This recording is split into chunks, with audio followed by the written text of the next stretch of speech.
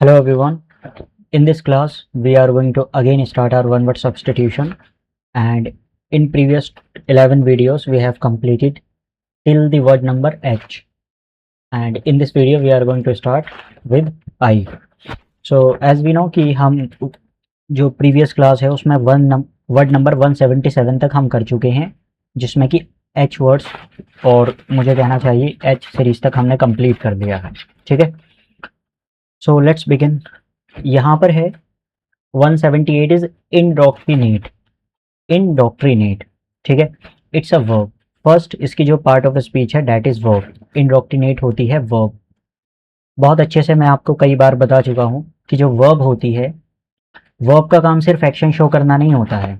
Verb का काम क्या होता है? वर्ब का काम किसी स्टेट को भी शो करना होता है और वर्ब किसी चीज़ की हैपनिंग को भी दिखाती है. बहुत सारे स्टूडेंट को कन्फ्यूज़न होती है कि जो वर्ब है वो सिर्फ एक्शन को शो करती है. Action like I am teaching, you are studying, you are going, है ना. खाना पीना, सोना, उठना, बैठना, ये सब के सब क्या हैं? एक्शंस हैं. लेकिन वर्ब किसी चीज़ की पोजीशन को, आई मीन हैपनिंग को भी शो करती है ना. हैपनिंग कैसे? जैसे I can say I have a phone. I have a phone. अब हैव क्या है यहाँ पर? सर हैव जो है वो हेल्पिंग वर्ब है ना. हेल्पिंग वर्ब है हैव. मेन वर्ब तो कुछ है नहीं यहाँ पर. सो क्या है? ये हेल्पिंग वर्ब है. अब यहाँ अगर आप काम देखें तो किसी चीज़ के एक्शन की बात नहीं हो रही है. किस चीज़ की बात हो रही है? सिर्फ हैपनिंग की बात हो रही है, पोजीशन की बात हो रही है कि मेरे पास एक फ़ोन है. I have a phone, I have a laptop, it could be anything, है ना. आपके पास गाड़ी हो सकती है, घर हो सकता है, इट कुड बी एनीथिंग. तो हम क्या कहते हैं? I have a phone, I have a laptop, I have anything. Position को शो कर रही है. डेट मीन्स कि वहाँ हैपनिंग की हम बात कर रहे हैं. तो इसलिए जो वर्ब होती है वो वर्ब सिर्फ और सिर्फ किसी चीज़ की एक्शन को शो नहीं करती है. वर्ब के कई तीन काम होते हैं: हैपनिंग को शो करना, एक्शन को शो करना, और वर्ब का काम होता है किस चीज़ को शो करना, मतलब हैपनिंग और पोजीशन की हम बात कर सकते हैं. ठीक है. तो यहाँ पर है इंडोक्टिनेट. इंडोक्टिनेट दैट मीन्स कि ये वर्ब है. तो समहाउ जितनी भी हम यहाँ पर जो वर्ब्स पढ़ते हैं वो कहीं ना कहीं एक्शन को ही शो की जा रही होती हैं. एक्शन क्या है? एक्शन की बात चल रही है. टीच. टीच का मतलब पढ़ाना किसी को. So teach a set of belief without questioning them. Again हम सुनते हैं. Teach a set of belief without questioning them. What do you understand by this? मतलब किसी इंसान को कुछ सेट ऑफ बिलीफ या कुछ पढ़ाना, कुछ सिखाना. जैसे कोई बच्चा पैदा होता है तो बचपन से ही उसकी परवरिश की जाती है ना. जिस भी रिलीजन में वो पैदा होता है उस रिलीजन के उसको सेट ऑफ बिलीफ या जो भी वर्शिप कैसे करनी है, लिटर्जी वगैरह, मतलब फॉर्म ऑफ वर्शिप, सब चीज़ें सिखाई जाती हैं. सिमिलरली इंडोक्टिनेट क्या है? सर इंडोक्टिनेट है कि विदाउट क्वेश्चनिंग देम. आपको ये चीज़ यहाँ पे गौर करनी है कि विदाउट क्वेश्चनिंग देम मतलब होता क्या है कि बच्चे जो है वो इंडिपेंडेंट सोचते हैं, है ना. क्रिटिकल थिंकिंग होती है बचपन से. लेकिन होता क्या है कि हमें धीरे धीरे हमारे जो क्वेश्चंस होते हैं उनका जवाब ना देकर या हमें छुपाकर क्या कर दिया जाता है, हमारी जो क्रिटिकल थिंकिंग है उसको मार दिया जाता है. ठीक है. तो यहाँ पर यही बात की जा रही है कि विदाउट क्वेश्चनिंग देम मतलब सिर्फ सिखा देना है, आपको थोप देना है, उस पर क्वेश्चन नहीं करना है. ठीक है. मतलब क्या हुआ? मतलब ये हुआ कि इट कुड बी एनीथिंग, है ना. It could be anything like कि हमें क्या कहना चाहिए? हमें कहना चाहिए कि लड़कियों को पढ़ना नहीं चाहिए. अब काफ़ी ट्रिवियल चीज़ है ना ये, लड़कियों को पढ़ना नहीं चाहिए. बस आपको सेट ऑफ बिलीफ सिखा दिया गया है कि लड़कियों को पढ़ना नहीं चाहिए, है ना. अब क्वेश्चन नहीं कर रहे हैं आप यहाँ पर. So that is called indoctrinate. एक तरह से मुझे कहना चाहिए, मतलब किसी की विचारधारा हो सकती है या कोई भी आपके कुछ ओपिनियंस हो सकते हैं. अगर इतनी बड़ी डेफिनेशन ना लिखकर अगर हम लिखते हैं यहाँ पर ब्रेन वॉश करना, तो ये भी तो सही रहेगा ना भाई. ब्रेन वॉश में इंसान क्या करता है? ब्रेन वॉश में इंसान ये करता है कि आप क्वेश्चन नहीं करते हैं, है ना. मतलब जैसा आपसे कहा वैसा ही आपने एज इट इज मान लिया. तो एक तरह से मुझे कहना चाहिए यहाँ पर थोप देना. आप पर क्या कर दिया गया है? थोप दी गई हैं ये चीज़ें, और एक तरह से आपका ब्रेन वॉश कर दिया. ब्रेन वॉश मतलब आपने क्वेश्चन ही नहीं किया, कुछ भी आपको बता दिया गया. आपसे कहा गया कि जो मतलब हमें कहना चाहिए कि जो इंदिरा गांधी जी थी वो क्या थी? वो आयरन लेडी नहीं थी, वो इस देश को बर्बाद करना चाहती थी. हम ये कहना की कोशिश कर रहे हैं यहाँ पर. ठीक है. तो आपने क्वेश्चन नहीं किया उस चीज़ पर, बस आपके ऊपर ब्रेन वॉश कर दिया गया, थोप दिया गया कि हाँ भाई ऐसा था. ओके. सो इंडोक्टिनेट.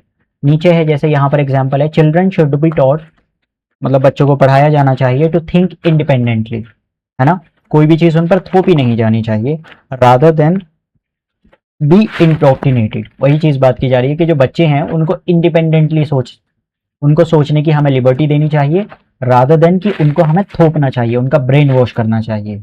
ठीक है ना, कि ऐसा है मतलब ऐसा है ना। अकबर क्या है, अकबर महान नहीं थे, अकबर क्या थे, मतलब जो भी है, अकबर शैतान थे तो शैतान था। अब इंडिपेंडेंटली नहीं कि क्यों, ऐसा रीजन क्या है, बस था तो था। So that is called indoctrinated, a kind of we can say brainwash करना या फिर थोप देना। ठीक है, चलिए नेक्स्ट वर्ड इज इंटेस्टेट। ये जो वर्ब है वो बार बार जो है, आई मीन ये जो यहाँ पे नाउन है वो बार बार क्या है सर, बार बार आपके बीएलएलबी एग्जाम में आता है, यहाँ से आप समझने की कोशिश करो। इंटेस्टेट मतलब died without a valid will. क्या मतलब हुआ, हिंदी में अगर आप चाहें तो हिंदी में लिख सकते हैं बिना वसीयत के मरना।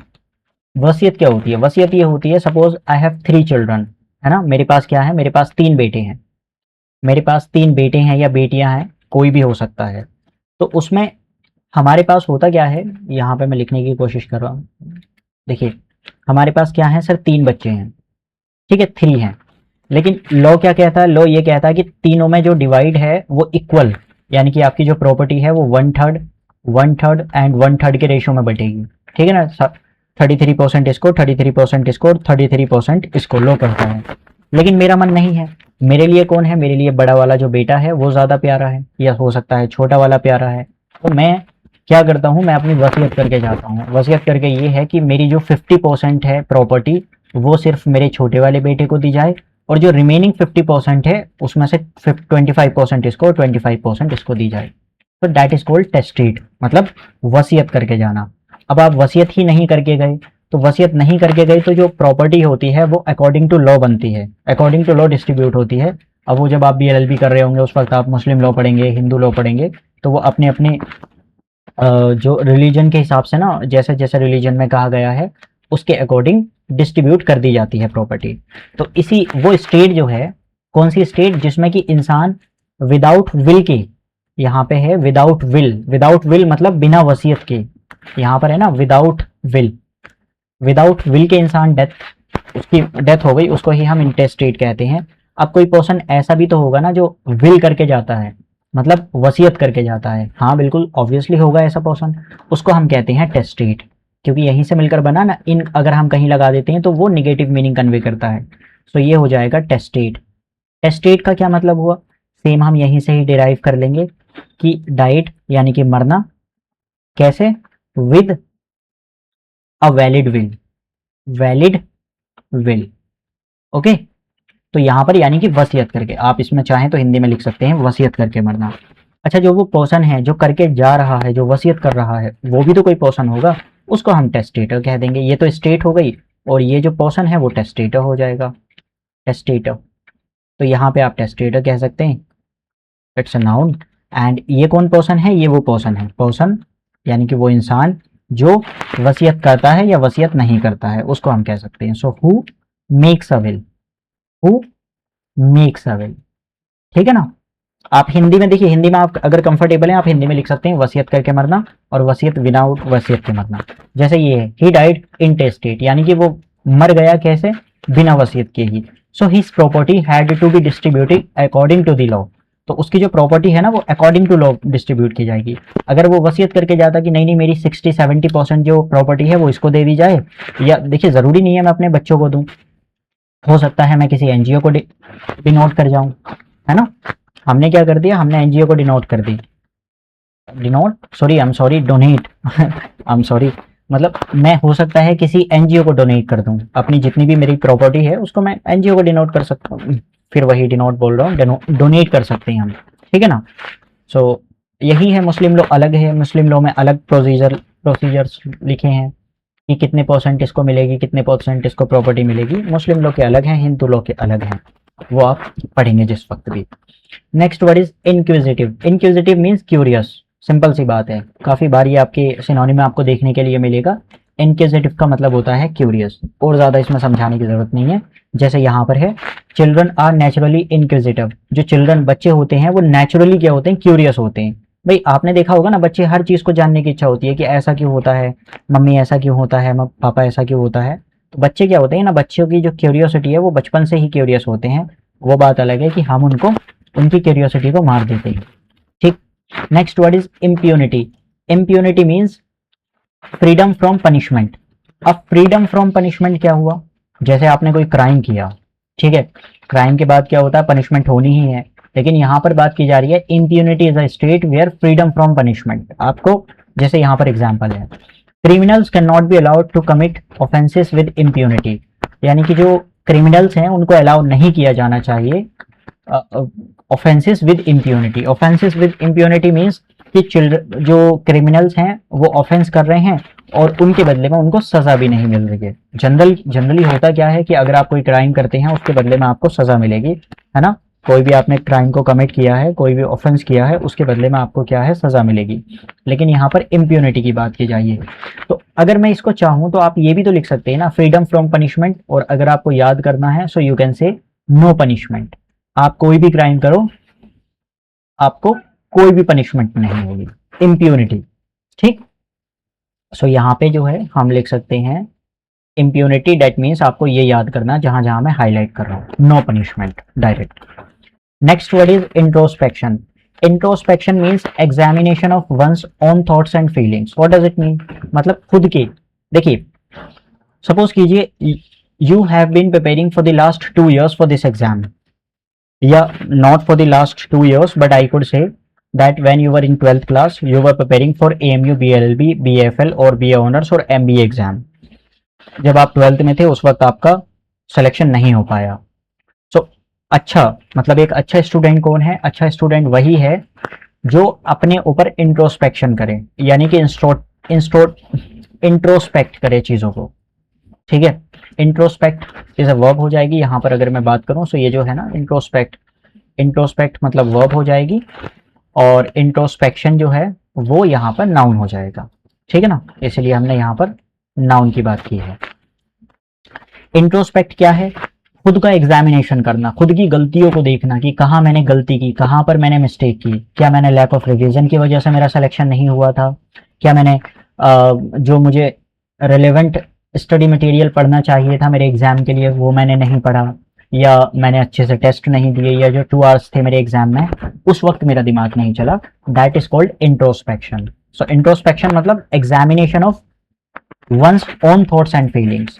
बाकी थॉट्स एंड फीलिंग्स भी हो सकता है, और मतलब अगर आप किसी परेशानी से जूझ रहे हैं तो उस वक्त, है ना, निगेटिव थॉट्स आ रहे हैं तो उस वक्त हम क्या करते हैं, इंट्रोस्पेक्शन कर देंगे। अगर ओवर थिंकिंग हो रही है तो क्यों हो रही है, व्हाट इज द रीजन, इसके पीछे रीजन क्या है। सो इंट्रोस्पेक्शन यहाँ पर एग्जाम्पल है, introspection help him understand his mistakes. यानी कि जैसे ही उसने इंट्रोस्पेक्शन किया वैसे ही उसको रियलाइज हुआ कि कहाँ कहाँ उसकी मिस्टेक रही है। इसके जैसा ही एक एग्जाम्पल और है जो कि आपके एग्जाम में ही दोनों आए हैं। एक होता है रेट्रोस्पेक्शन, रेट्रोस्पेक्शन, ठीक है, introspection and retrospection, it's a noun also, and it means क्या होता है हमारा, लुकिंग बैक एट पास्ट। ठीक है, looking back at past. Next word is incorrigible. बार बार आपके एग्जाम में काफी इंपॉर्टेंट वर्ड है, बार बार आपके एग्जाम में पूछा जाता है। इनकॉरिजिबल मतलब date can not be corrected, जिसको सुधारा ना जा सके और जिसको रिफॉर्म ना किया जा सके। It could be a person, it could be anything, जिसको सुधारा ना जा सके। बहुत सारे हमारे दोस्त होते हैं जिनको सुधारना बड़ा मुश्किल होता है, कितना ही आप समझा लो, दे मेक रिपीटेडली मिस्टेक्स, है ना। सो यहाँ से कौन हो जाएगा, एक वर्ड और हम डिराइव कर सकते हैं विच इज कॉरिजिबल। कॉरिजिबल क्या होना चाहिए, कॉरिजिबल मतलब जिसको सुधारा जा सके। ठीक है, सो यहाँ पर we can write corrigible, corrigible that can be corrected, लिख सकते हैं या नहीं, जिसको सुधारा जा सके। बार बार वन वर्ड सब्स्टिट्यूशन में ये पूछे जाते हैं, can be corrected, can be corrected और रिफॉर्म्ड, रिफॉर्म्ड जिसको सुधारा जा सके, इनकॉरिजिबल जिसको सुधारा ना जा सके। जैसे यहाँ पर है हिज इनकॉरिजिबल हैबिट, हैबिट कैसी थी, इनकॉरिजिबल यानी कि उसको सुधारना बड़ा मुश्किल था। Of lying made it difficult for anyone to trust him, इतना वो झूठ बोलता था कि इनकॉरिजिबल मिस्टेक, कितना ही समझा लो भाई साहब सुधरते ही नहीं है। ठीक है, इसके ही जैसे आपको ये वर्ड्स भी दिखाई देंगे। इनकॉरिजिबल अभी हमने देखा कैन बी, क्या लिखना चाहिए? इनकॉरिजिबल मीन्स होता है कैन बी, कैन बी और can not B. Can not B, can not B corrected और रिफॉर्म्ड, जिसको सुधारा ना जा सके। कैन नॉट बी करेक्टेड और रिफॉर्म्ड, करेक्टेड, ठीक है, और रिफॉर्म नहीं किया जा सकता, रिफॉर्म्ड। सिमिलरली इनक्योरेबल, जिसको, जिसका इलाज ना किया जा सके, जिसका क्योर ना हो सके। So incurable means can not be cured, जिसको क्योर नहीं किया जा सकता। Intractable, can not be destroyed, और we can say can not be control. यहां पर हम कह सकते हैं can not be control, can not be control, या मैनेज भी कहा जा सकता है, कैन नॉट बी कंट्रोल और मैनेज। यहां से हम क्या समझे? देखिए, जहां पर भी आपको इन दिखाई देता है ना, मतलब बहुत सारे ऐसे वर्ड्स हैं, हर जगह अप्लाई नहीं होता है, बहुत सारे जो ऐसे वर्ड्स होंगे जहां पर आपको इन दिखता है।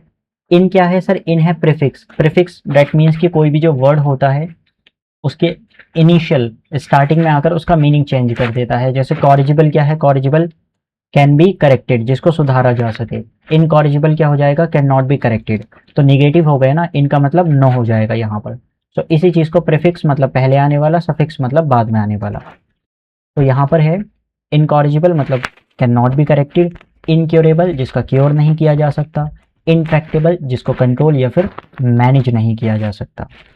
अब यहाँ से आप समझने की कोशिश करो, चीज़ें वही होती हैं, हम थोड़ा सा उनको कॉम्प्लिकेटेड बना रहे होते हैं। क्योर इज अ वर्ब, आप जानते हैं क्योर का मतलब होता है इलाज करना, यहीं से मिलकर बना है क्योरेबल। क्योरेबल मतलब क्योरेबल क्या हो जाएगा? क्योरेबल मतलब जिसका इलाज किया जा सके, है ना। और यहीं से ही आप इसको लिख सकते हैं इनक्योरेबल। इनक्योरेबल मतलब जिसका इलाज नहीं किया जा सकता। जैसे अक्सर कहा जाता है ना कि cancer, there are so many diseases which are incurable. For example यही है, कैंसर है, ठीक है, रेबीज है, ये कुछ डिसीज़ हैं जिनको क्योर नहीं किया जा सकता। So this diseases are called incurable. Next word is itinerary. What does it mean? It means कोई प्लान या फिर शेड्यूल ऑफ अ जर्नी, मतलब प्लान और शेड्यूल ऑफ अ जर्नी। इसमें बहुत ज़्यादा समझाने की ज़रूरत नहीं है। अगर आप कहीं पर जा रहे हैं तो there will be a blueprint कि हमें पहले यहाँ जाएंगे। आप फॉर एग्जांपल आप जो है वो मसूरी जाने का प्लान बनाते हैं, किसी हिल स्टेशन पे जाने का प्लान बनाते हैं, तो उसके लिए there must be a plan और schedule, that is called itinerary.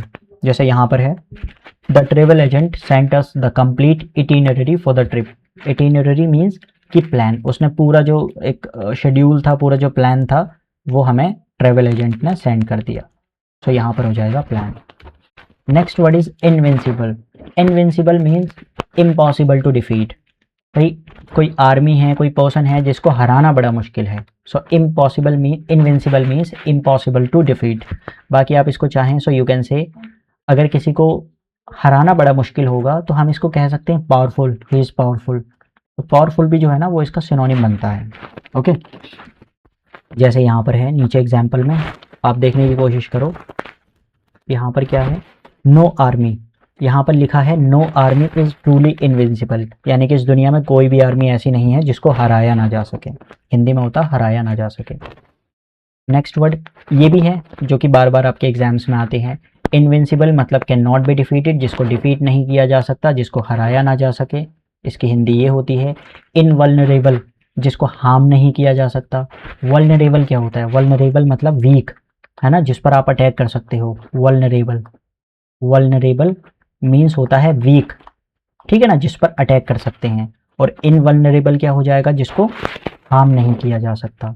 Similarly indomitable, indomitable means जिसको डिस्करेज नहीं किया जा सकता और सबड्यू नहीं किया जा सकता। So can not B discouraged. ये आप बार बार जो है ना ये लिख लेना, सबके सभी एक्सट्रीमली इंपॉर्टेंट वर्ड्स हैं यहाँ पर। Next word is incombustible. Incombustible means can not be burn. Can not be burn मतलब क्या समझे इससे?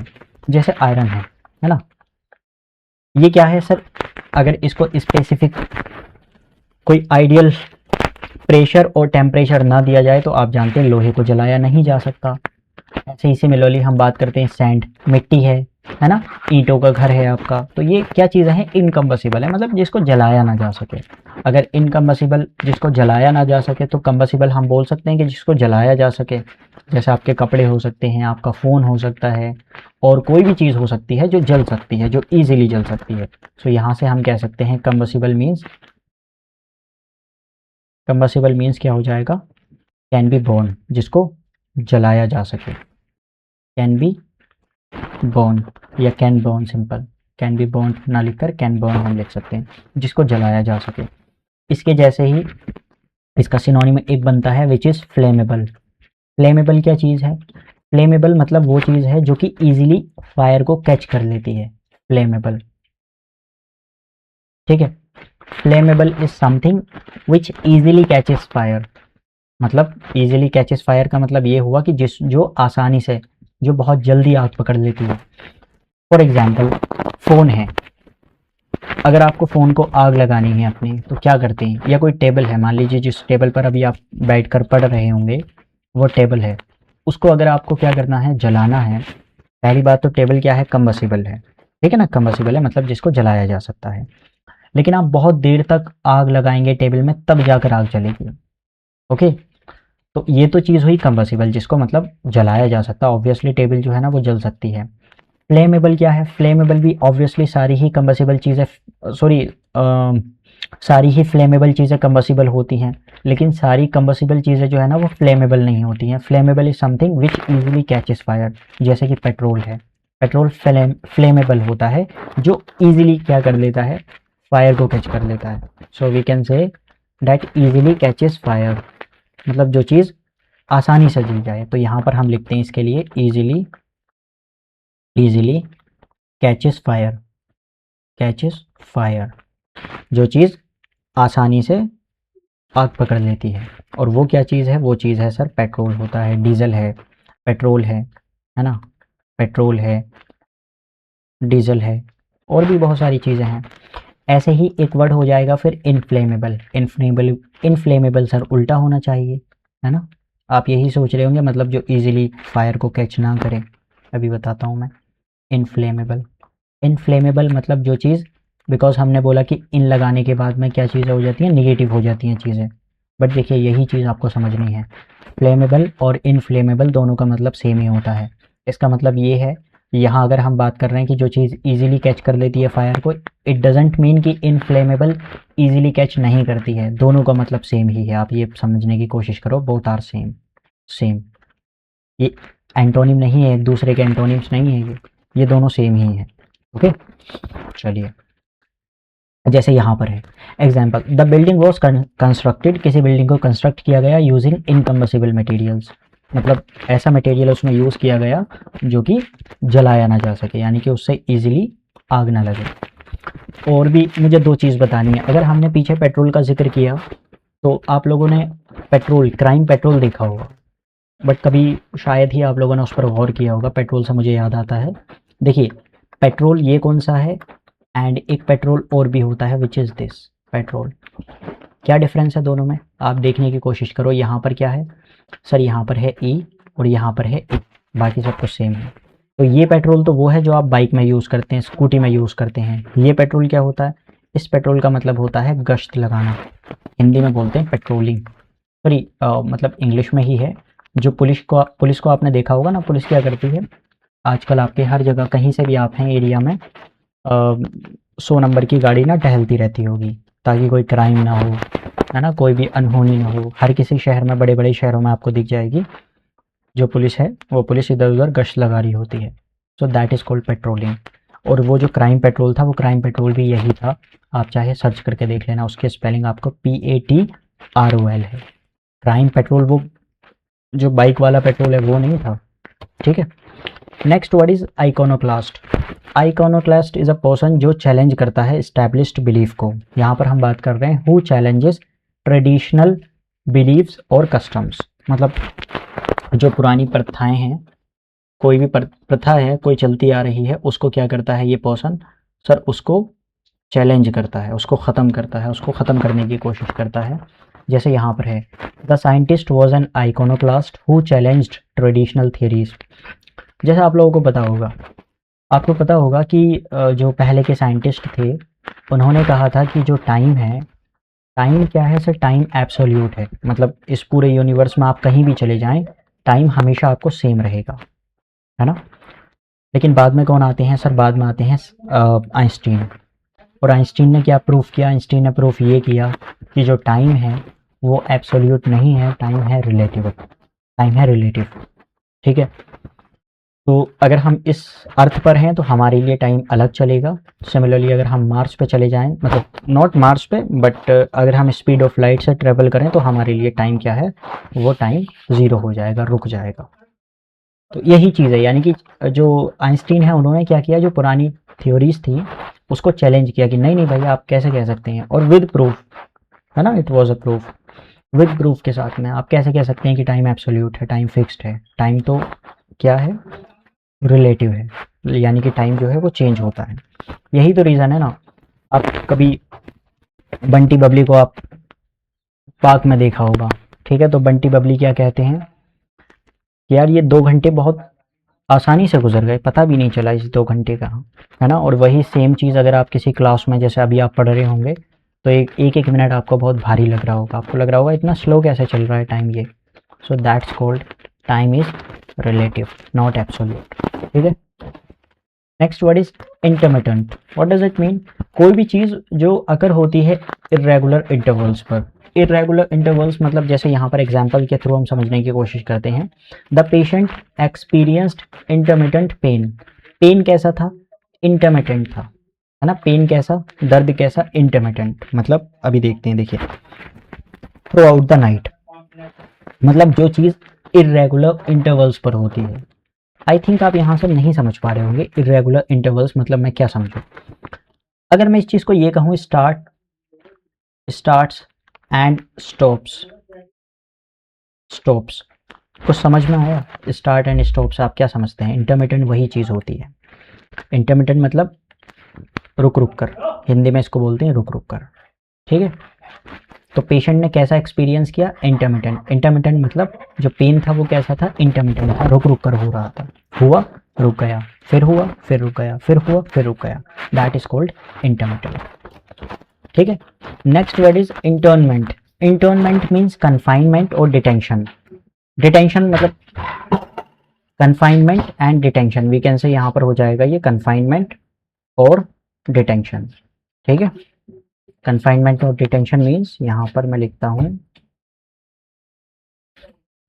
यहाँ पर कन्फाइन का मतलब होता है, देखिए यहाँ पर होता है कन्फाइन।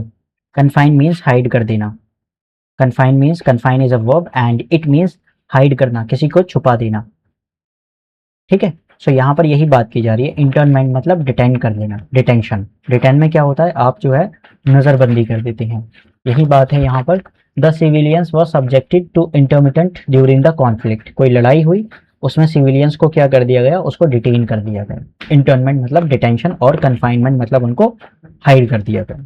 ठीक है, कैप्चर करने के बाद में। Next word is imperialism. आपने पढ़ा होगा इंपीरियलिज्म, जैसे कि यूरोपियंस ने किया था, फ्रेंच वालों ने किया था, मतलब ऑब्वियसली सब यूरोपियंस ही हैं, ये यूरोपियन कंट्रीज हैं। So imperialism, policy of extending power over the territories. मतलब ये है कि अगर मैं इसको लिखना चाहूँ, इतनी बड़ी आप डेफिनेशन ना लिखकर यू कैन से एक्सपेंशनिज्म, है ना। इंपीरियलिज्म मतलब एक्सपेंड करना, अपनी जो टेरिटरी है, अपनी जो कंट्री है, उसको क्या करना सर, उसको जो है हम कर रहे हैं expand. So we can say expansionism, expansionism. ठीक है ना, तो यहाँ पर आप जो है एक्सपेंड करना मतलब बढ़ाना। यूरोपियंस ने यही तो किया था भाई, जितने भी इंडियंस हैं, हम लोग इंडियंस को, हम लोगों को ब्रिटिशर्स ने क्या किया, गुलाम बनाया। यूरोपियंस आए, उन लोगों ने भी गुलाम बनाया। सो यही है कॉलोनाइजेशन की, मतलब जितनी भी कंट्रीज हैं आज के दौर पर, जो पाकिस्तान है, बांग्लादेश है, और भी अफ्रीका की इतनी सारी कंट्रीज हैं, ये सब के सब जो है ना वो यूरोपियन के इंपीरियलिज्म के प्रभाव में रही हैं हमेशा से ही। ठीक, next word is idolatry. Idolatry is a form of, मतलब वर्शिप ऑफ आइडल्स। आइडल्स की वर्शिप करना कैसे, अब वो जो पर्सन है उसको हम क्या कहेंगे, उसको हम लोग आइडोलेटर बोल देंगे, यानी कि जो इंसान करता है आइडल्स की वर्शिप उसको कहेंगे आइडोलेटर, आइडोलेटर। ठीक, next word is ingenious. Ingenious we can say, ingenious को आप याद रखने की कोशिश कर सकते हैं इंजीनियर से, a person who is inventive and creative. Ingenious मतलब क्रिएटिव एंड इन्वेंटिव। ओके, जैसे यहाँ पर ही फाउंड एन इंजीनियस वे, कैसा वे, एक creative way to fix the machine, machine को सही करने के लिए उसने कैसा वे चूज किया, एक क्रिएटिव वे। नेक्स्ट वर्ड आप नीचे ही देखेंगे, यहाँ पर आपको दिखाई देगा इंजेन्युअस, दोनों में डिफरेंस है। इंजेन्युअस, इंजेन्युअस का मतलब क्या होता, वही हमें देखना है। देखिए there is another word which is called ingenious, तो हमने देखा कोई पर्सन जो क्रिएटिव है, एक और होता है विच इज इंजेन्युअस, इन GENUOUS। इंजेन्युअस का मतलब कौन क्या है, it means a person who is innocent. पहली चीज तो ये इंसान कौन है, इनोसेंट है, ठीक है। और क्या है सर, और ये सिंसियर भी है, और क्या है, और स्ट्रेट फॉरवर्ड भी है, स्ट्रेट, GST, स्ट्रेट फॉरवर्ड, ठीक है, स्ट्रेट फॉरवर्ड। और ये मैं ऑलरेडी भी करा चुका हूँ, स्ट्रेट फॉरवर्ड का मतलब क्या होता है, simple and honest, simple and honest, ठीक है। तो यहां पर है she gave an ingenuous answer, answer कैसा था, straightforward we can say, मतलब एक सिंपल आंसर था, without trying to deceive anyone. Deceive का मतलब होता है धोखा देना, है ना, यहाँ पर होता है चीट करना, धोखा देना, ये जो है डिसीव का मतलब किसी इंसान को भ्रमित करना या धोखा देना। Next word is incongruous. Incongruous means not matching, जो चीज मैच नहीं करती है, जैसे यहाँ पर है his casual clothes looked incongruous, not matching at the formal ceremony. Okay, next word is irrevocable. Irrevocable means can not be cancelled और विड्रॉन। यहाँ से ना आप समझने की कोशिश करो, जैसे आप BLB की प्रिपरेशन कर रहे हैं बहुत सारे बच्चे आप में से, तो आपने एक वर्ब पढ़ी होगी विच इज रिवोक। रिवोक का मतलब क्या होता है सर, रिवोक का मतलब होता है कि किसी चीज को कैंसिल कर देना, है ना। रिवोक का मतलब क्या होता है सर, किसी चीज को कैंसिल कर देना और विड्रॉ कर लेना। It's a verb and it means cancel something, और वी कैन से विड्रॉ कर लेना। यहाँ पर मैं फिलहाल के लिए कैंसिल लिख सकता हूँ, कैंसिल करना। यहीं से ही मिलकर बनेगा रिवोकेबल, एज एन एडजेक्टिव बनाएंगे हम इसको रिवोकेबल, ठीक है। सर रिवोकेबल क्या हो जाएगी, रिवोकेबल मतलब इज अ दैट थिंग जिसको क्या किया जा सकता है, डेट कैन बी कैंसिल्ड, जिसको कैंसिल किया जा सकता है, date can B cancelled, okay, date can B cancelled और विड्रॉ। कोई कॉन्ट्रैक्ट हो सकता है, हमारा और आपका कॉन्ट्रैक्ट हो सकता है जो कि रेवोकेबल है, मतलब इसको देखिए अगर हमारे माइंडसेट नहीं मिलते हैं तो हम क्या करेंगे, हम इसको कैंसिल कर देंगे। सिमिलरली इसका ही ऑपोजिट हो जाएगा irrevocable, that can not be cancelled, जिसको कैंसिल नहीं किया जा सकता, और एक बार सिग्नेचर हो गए, अमर है, ये हो गया तो हो गया, अब इसको आप विड्रॉ नहीं कर सकते। So an irrevocable decision can not be taken back, मतलब एक ऐसा डिसीजन, कैसा डिसीजन जिसको विड्रॉ नहीं किया जा सकता, ठीक है ना, उसको आप टेकन बैक नहीं ले सकते। Irrevocable that can not be cancelled, यानी कि जिसको कैंसिल नहीं किया जा सकता। Revocable on the other side हो जाएगा, जिसको कैंसिल किया जा सकता है। नेक्स्ट वर्ड इज इंसेंडियरी, है ना, incendiary, what does it mean, so design to start a fire. देखिए it has two meanings, basically it has two meanings. क्या मतलब हुआ, कोई भी ऐसा ऑब्जेक्ट, जैसे माचिस है, लाइटर है ना, and there are so many other things also, जो क्या करती हैं, जिससे एक ऐसा डिवाइस जिससे क्या कर सकते हैं, आग जलाई जा सकती है, ठीक है ना, आग जलाई जा सकती है। सो यही बात की जा रहे हैं, डिजाइन टू स्टार्ट फायर। दूसरा इसका जब फिगरेटिवली हम मीनिंग की बात करते हैं तो ये मिलकर आता है, दूसरा जो मीनिंग है विच इज प्रोवोकेटिव, भड़काऊ, प्रोवोकेटिव, ठीक है, प्रोवोकेटिव। तो ये भी आपको याद रखना है, इसीलिए यहाँ पर दो एग्जांपल्स हैं। The police discovered an incendiary device, device कैसा था जिससे आग लगाई जा सकती है। Similarly the politicians incendiary speech, speech कैसी थी, जो भड़काऊ थी, थोड़ी सी प्रोवोकेटिव, प्रोवोक का मतलब भी भड़काना ही होता है, angry reactions. Next word is incredible. Incredible मतलब something which is extremely impressive, है ना, एक्सट्रीमली इम्प्रेसिव। दूसरा इसका मतलब होता है जिस पर डिफिकल्ट, जिस पर बिलीव करना थोड़ा सा डिफिकल्ट होता है। So we can say difficult, difficult. Credible क्या चीज़ है, क्रेडिबल सोर्स मतलब जिस पर बिलीव किया जा सके, इनक्रेडिबल मतलब जिस पर बिलीव ना किया जा सके। So difficult, difficult to believe, जिस पर विश्वास करना थोड़ा सा मुश्किल है, बिलीव। ठीक, दैट्स द रीजन यहाँ पर 2 एग्जाम्पल्स हैं. So it was an incredible story that was difficult to believe, यानी कि वो कैसी थी, वो एक जिस पर विश्वास करना थोड़ा सा मुश्किल था. इनक्रेडिबल थी मतलब इजीली हम नहीं कर सकते विश्वास.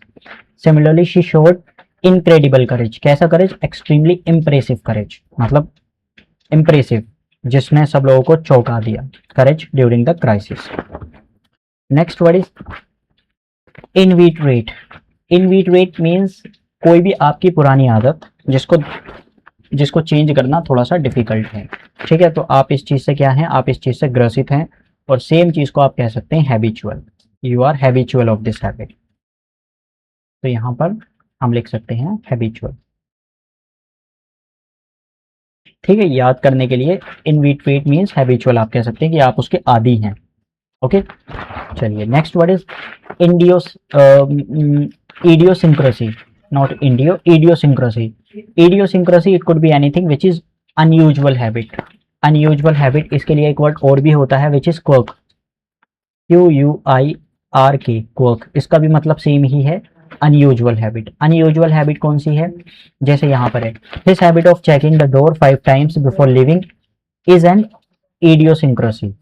आपने देखा होगा ना, बहुत सारे लोगों को एक ऐसी हैबिट होती है कि लॉक लगाने के बाद में वो 4 से 5 बार उसको खींच कर देखते हैं, पुल करते हैं उसको, है ना, कि चाबी लगी भी, मतलब ये लॉक लगा भी है या नहीं. जबकि आपको पता होगा चाबी तभी निकलती है जब लॉक लग जाता है. फिर भी एक थोड़ी सी इडियोसिंक्रेसी होती है उन लोगों के अंदर, अनयूजुअल हैबिट है कि करके देखेंगे ही. ओके, तो बस यही चीज है. Next word is ingrate. Ingrate means ungrateful person, जिसको हिंदी में कहते हैं एहसान फरामोश. हिंदी में इसकी एहसान फरामोश. ठीक है, हिंदी क्या हो जाएगी इसकी? सर हिंदी हो जाएगी एहसान फरामोश. इनग्रेट मीन्स, सो यहाँ पर बात की जा रही है डोंट बी एन इनग्रेट, यानी कि एहसान फरामोश होने की जरूरत नहीं है. Remember who supported you when you needed the help. तो उन लोगों को याद रखो जो आपकी परेशानी में खड़े थे. नेक्स्ट वर्ड इज, कितने और बचे हैं? Okay, next word is intangible. Intangible जिसको टच नहीं किया जा सकता, जैसे कि लव. अब लव को प्यार है, प्यार को आप टच कर सकते हैं? नहीं सर. इमोशंस हैं, गुस्सा है, एंगर है, खुशी है, हैप्पी है, ये सब चीजें क्या हैं सर? ये इंटेंजिबल हैं, जिसको टच नहीं किया जा सकता. On the other side tangible चीजें क्या हो जाएंगी? टेंजिबल वो चीजें हो जाएंगी जिसको आप टच कर सकते हैं. टेंजिबल है ना, टेंजिबल. यहाँ पे जो है टेंजिबल, टेंजिबल मतलब जिसको टच कर सकते हैं. जैसे आपके फ़ोन में, आपका फ़ोन है, आपके पास लैपटॉप हो सकता है, आपके पास अभी जो पेन है वो टेंजिबल है, बुक है वो टेंजिबल है. ये वो चीज़ें हैं जिसको टच किया जा सकता है. कैन बी टच, TOU, है ना, कैन बी टच. इंटेंजिबल जिसको टच नहीं किया जा सकता, जिसको फिजिकली टच नहीं किया जा सकता. जैसे हैप्पीनेस है, यहाँ पर है ना एग्जाम्पल. हैप्पीनेस क्या है? खुशी. ऑन दी अदर साइड गुस्सा. एंगर क्या है सर? एंगर भी. लव, अब लव कितना? 5 kilo love, 10 kilo love, 15 kg love, 16 kg love, नहीं कर सकते ना टच. यही intangible. Next word is indispensable. Indispensable मतलब something which is absolutely necessary, मतलब जो बिल्कुल जरूरी है. इसके कई सारे एग्जाम्पल्स है, जैसे कि वाइटल. वाइटल का मतलब भी होता है नेसेसरी, इंपोर्टेंट. ठीक है. Similarly crucial. क्रूशियल का मतलब भी होता है समथिंग विच इज नेसेसरी. एक होता है essential. Essential means something which is necessary. जैसे वाटर इज इंडिस्पेंसिबल, भाई बिना पानी के तो लाइफ ही नहीं है. So water is indispensable for life. Next word is imperishable. Imperishable जिसको डिस्ट्रॉय नहीं किया जा सकता, कैन नॉट बी डिस्ट्रॉयड और पेरिश, है ना. सिमिलरली ना इसका एक सिनोनिम बनता है विच इज इमॉर्टल. इमॉर्टल क्या होता है सर? इमॉर्टल जिसको कभी, अमर हिंदी में कहते हैं ना, अमर, जिसको कभी मौत नहीं आ सकती. जैसे वी ह्यूमंस आर मॉर्टल्स, तो ये हो जाएंगे इमॉर्टल. इमॉर्टल जनरली हम गॉड के केस में यूज करते हैं ओनली. इमॉर्टल मतलब जिसको कभी मौत नहीं आ सकती. नॉट डाइंग कह सकते हैं आप, you can say not dying, यानी कि जिसको ये पर्सन के केस में या फिर गॉड के केस में स्पेशली यूज किया जाता है. On the other side imperishable. आपने कोई काम किया और वो काम क्या है सर? वो इम्पेरिशेबल है, जिसको आप पेरिश नहीं कर सकते या फिर जिसको आप डिस्ट्रॉय नहीं किया जा सकता. आपकी अच्छाइयाँ हैं, है ना, आपकी कामयाबी है. It could be anything which is imperishable. So great works of art can achieve imperishable frame, जिसको डिस्ट्रॉय नहीं किया जा सकता, जिसको पेरिश नहीं किया जा सकता. Next word is insomnia. अच्छा, इसके लिए ना आप यहाँ पर आप क्लिक कर लीजिएगा, आपको सॉल्यूशन मिल जाएगा।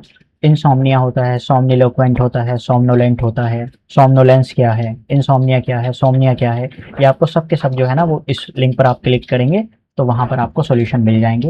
एंड इसी के साथ साथ हमारे जो आई वाले वर्ड्स हैं वो भी कंप्लीट हो गए। If you want to join the paid batch आप ज्वाइन कर सकते हैं, नो प्रॉब्लम। इससे ये है कि आपके जो मतलब यहाँ पर हम लोग यूट्यूब पर फ्री ऑफ कॉस्ट क्या कर रहे हैं, वन वर्ड सब्सटीट्यूशन कर रहे हैं, लेकिन इनके जो सॉल्यूशंस हैं, इनके जो क्वेश्चंस हैं, क्वेश्चंस करना बहुत ज़रूरी है ना, वो चीज़ हम लोग पेड बैच में करेंगे। बाकी सिनोनिम, एंटोनिम एंड जो एडियम फ्रेजेस हैं और जिसको हम कहते हैं फिक्स प्रपोजिशन जो कि आपके एग्जाम के लिए बहुत इंपॉर्टेंट है, ये सब हम लोग वहाँ पे करेंगे। Thank you.